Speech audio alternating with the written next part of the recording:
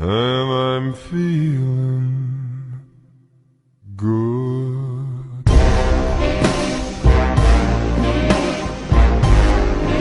I'm feeling good. Pillow Talk with Kendra and Katrina. And we're talking about Kevin Samuels' interview on No Jumper. Now, we're going to start this conversation off with I want to say, high value men. The definition of high value men. I just want to I want to have this conversation because the black community seems to keep getting this wrong when it comes to women, the women movement, and all of that. So I'm going to start off by just saying, when it comes to Kevin Samuel, anyway, I had to take notes about this because it was crazy. He talked about first of all, high value men and how they define high value men is what we're going to talk about. Start this off with. Now, from what I've seen, the only definition of high value men has only been monetary. Right. His finances. When we are discussing high value men, we're not talking about the quality of man he is, such as does he have respect? Is he patient? Is he considerate? Anything going on for him. Yes, and does he value family? Does he value friendship? Does he value God? Do he value covenants in marriage? Nobody's discussing that part of a high value man. We're calling him high value based off a look. Just off of him and finances. Because really, he didn't say nothing about being attractive. At least I didn't hear that. Exactly. But when I say a look, I mean the suit and tie. The suede leather shoes on his feet. That watch on his wrist that maybe have 10 carats or not, I don't know. That we're talking about the look, okay, and the finances of a high value man, but we're not talking about his qualities. What does he bring to the table emotionally? Nobody's talking about that. Example of somebody that thought they were high value, but you realize they're the worst type of guy. Maths Chris. Married at First Sight Chris, whatever his last name is. Oh, girl. Y'all know. Y'all look into it because that's Married at First Sight, Chris and Paige. And he's an example of a man who's financially... From what they say, he got money. He's an entrepreneur that needs some money. He dresses nice. He goes to church. He got nothing else going for him. Everything else is trash. But moving on. But it's in the context. Here, that's a good example. This man is considered high quality. Why? Because he got money. Nobody asks whether or not he was a quality being to be around. It stops right there. It ends right there. And then when we even talking about high value women, we're only talking about her physicalities. But we also want to say she needs to have a head on her shoulder. But one thing I did say is I didn't like the fact that he mentioned that guys are just now starting to say what they wanted. Guys have always expressed what they wanted in a woman. Look at the evidence in the state of our women now. Thank you. They're buying bodies they can't afford. You'll see these women that have regular cars, regular lives. Their children they have several of them, but you saw that their bodies done though. Yeah. So I feel like women have painfully heard what men wanted in a woman, and it has always been physicality. Yes. Really not much else. That's why a lot of this stuff, that's why you kind of see the women working on their physical being and not on much else. And you have to understand, because the women who are, say it, in the black neighborhood is high, in the black community. Women who are financially successful, who got good heads on their shoulders, they're single. And please don't give me that independent woman bit. Let me explain independent women and make you guys understand. I'm going to give an analogy such as let's talk about animals. If we got a mama bear, papa bear, and baby bear, and the papa bear is in battle, and the baby, and right now, him being in battle, he hurt, he can't go out and hunt. Is the mama bear going to wait for the daddy bear to get better, to find food for her cub, or is she going to go out and go get it? Is she going to go out by any means? We're no different from men in the sense that by any means we will provide for ourselves. Because as black people, black women, we haven't been given the option to live in that femininity and not provide for ourselves as other races have. What's the statistics for fatherless children in the black community? It's like 70-80%. Thank you. So we haven't been. We're always talking about women's feminine, black women preferably femininity, and independence and being an independent woman, not realizing that these terms were coined due to the fact that we had to play such a big role in providing primarily for our children dolo. We had to also teach our girls men may not stay around. So you have to learn to get your money on your own. This is what we had to teach young girls. We were not saying because we're independent, we don't need a man. Maybe that's rhetoric for some white women who are some women, so no offense, who were able to live that life. But that wasn't a rhetoric that we had just because you heard Destiny Child. She didn't mean we didn't need a man. We didn't need them monetarily. That's what they said. We could provide our own. But men who also say they want a woman who got her own get mad when she got her own, because then it's like, what's my position? To love her, to support her, also care about her dreams and aspiration, to also care about your children. That's your part. It's not just monetary, because you don't want a woman who's gonna go do you. Ain't that's what you saying? Go ahead. I think that was it, girl. At first, I was going to interject something, but I was like, you know what? And that was it. So, what's the next talking point? The next talking point was unrealistic expectation that us women have when it comes to high value men and having men, and women no longer wanting love.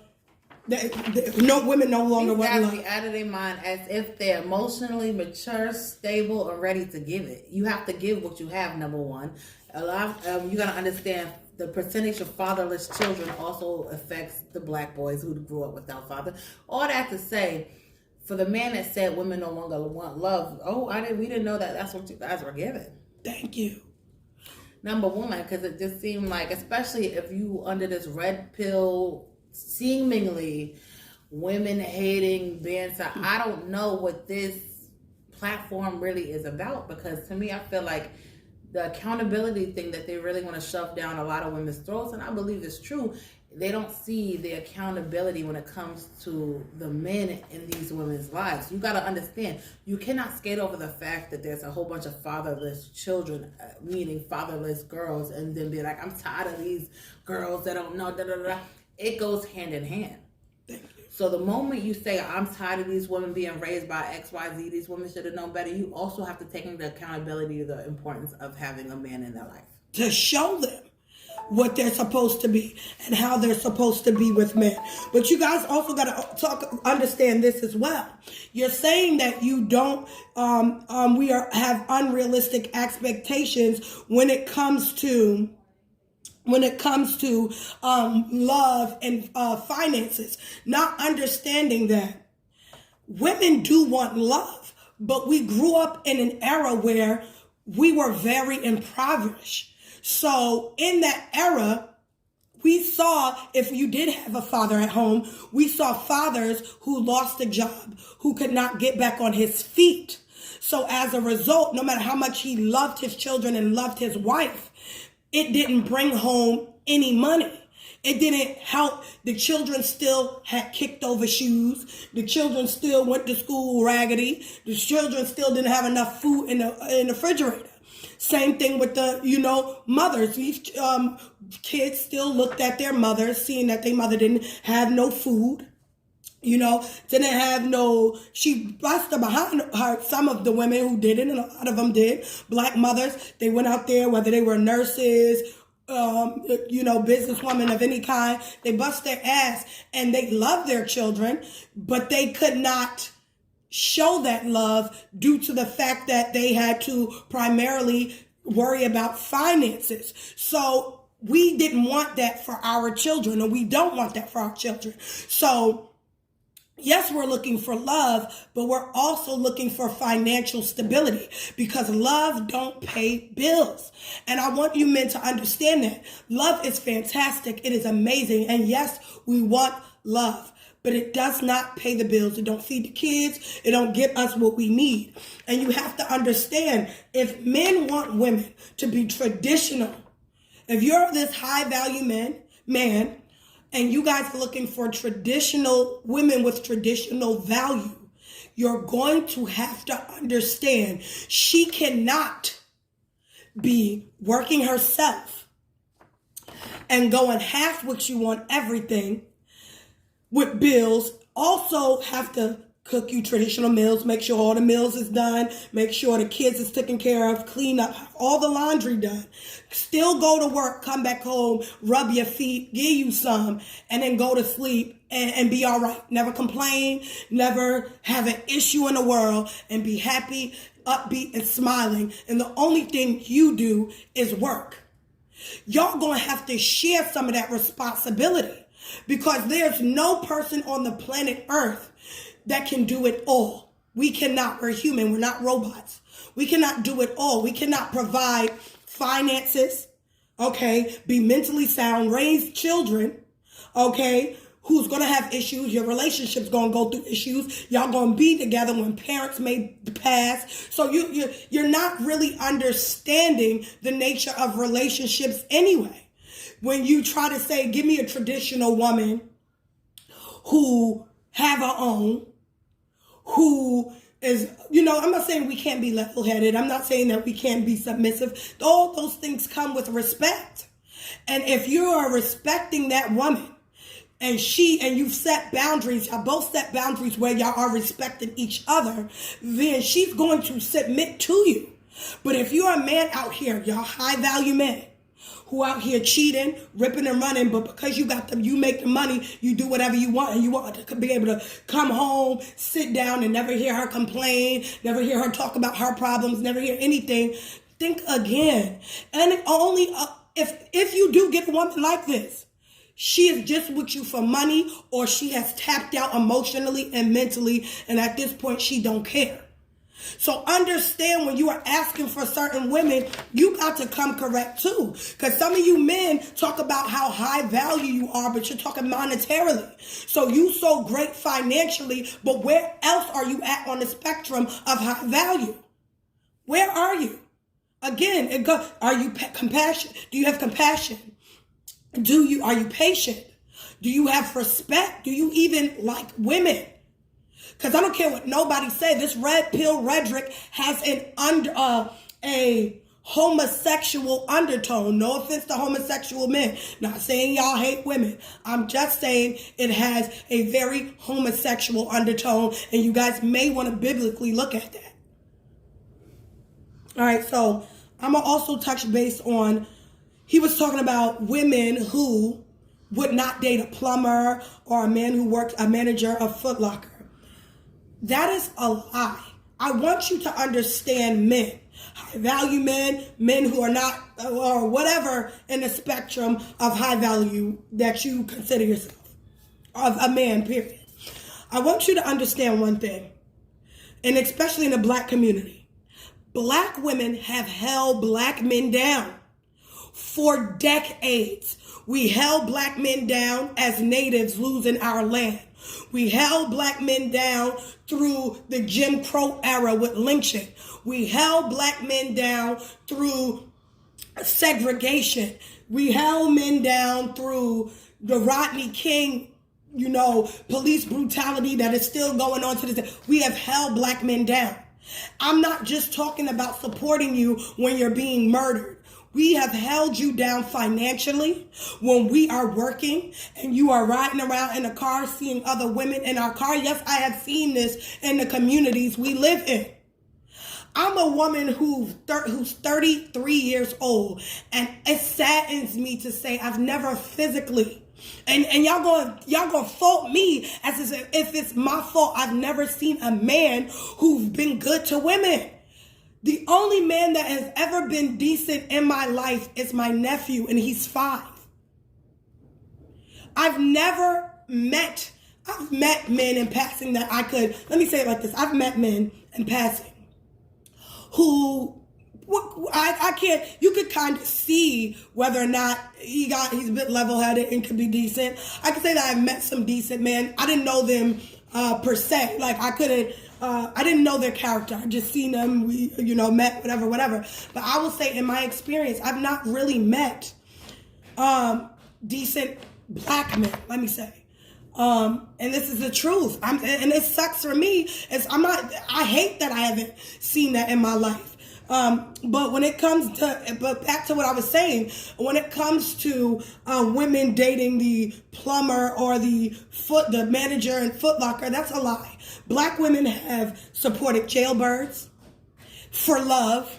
Since we're talking about whether or not women want love anymore, we have supported black men when they had nothing to offer us, when they had nothing to give, but being there by our side. Why do you think there's so many men who just show up but don't show out?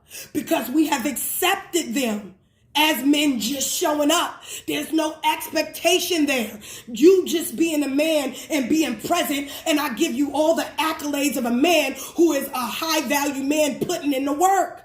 So when you're talking about this Foot Locker man and this plumber and women not wanting them, you are lying. You are willfully being ignorant, because some of y'all thought us were the men that I am talking about who did not do any of that stuff. Didn't even have a work a 9 to 5. Didn't have nothing. Didn't have a pot to piss in or a window to throw it out of. Sat by and let that woman raise kids and be the financial aid to all the children without your assistance, and still muster up some form of sanity to make sure these kids go to school and have some mind to go out in this world. So you have to understand how some of you men talk about, we have support. You're talking about women not wanting a man at Foot Locker or a plumber or wanting a guy who work at Walmart. That is a lie, because in that case, only rich men would be married and all the poor men would be left as scavengers. And that is not it. That has not happened. And in history, statistically, you can show and prove that. You're talking about divorce rate as if there's not a factor to divorce. Takes two to tango. It's not just a woman, women leave men. Have you ever sat back and understand why women would walk away from a marriage? Have you ever sat back and understand that if you are not respecting that woman, treating that woman right, acting right, coming with some form of act right, that she should bow out? And let me make this clear. A lot of you black men think that you have to, that a woman should not expect to be loved without some form of betrayal. This is the behavior in which I've seen. This is not all the black men, because though I don't know any in my life, I've seen in other women's lives where they have men who respect them, love them, and they submit to those men. Okay? So you have to understand that I'll go back and say it again. We have supported you men, whether you had or had not. So it's not just about money. It's not just about monetary. It's also about having somebody to spend your life with, who is willing to build. There's so many men who not even willing to build no more with women. They saying women got to straight up have it all. We got to have our own everything: the Bentley, the car, the house, and the mansion, and then some rental properties in Cancun and Florida and in California. There's some men out here saying that us as women have to have it all. You understand? So you guys can't even say that. And there are bro diggers. For you guys to understand what a bro digger is, you know what a gold digger is. There are bro diggers out here, and they prostitute. And I don't even mean prostituting as in selling their stuff. They will say or do anything just to get money. Okay? Who use women. You know, you heard the saying about using a little fat woman for her income tax. Some of y'all men get up off of that. But y'all have the nerve to talk about women who gold dig. That's another topic. But anyway, I wanted to get on this, and I wanted to get on this when my sister was back, because she got a call for work. But and I am going to touch base on that, because I want to talk about the baggage. Oh, that's the topic we're going to get on.